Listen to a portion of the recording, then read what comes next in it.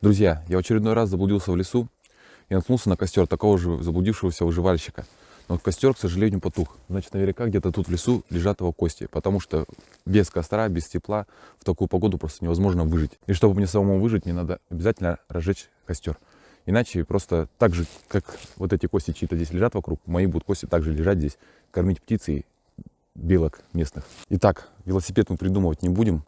Просто находим старое гнилое дерево, особенно березу желательно, нарываем ее коры, как видите, она совсем сухая. Просто тупо ее вот так вот наламываем. Коры всегда много в таких лесах. Наломали коры, наломали каких-нибудь веток, берем обычную спичку, зажигалку. Просто никакой дебил не пойдет без огня в лес. В любом случае, если вы пошли в лес без спичек и зажигалки, знаете, вы чуть-чуть.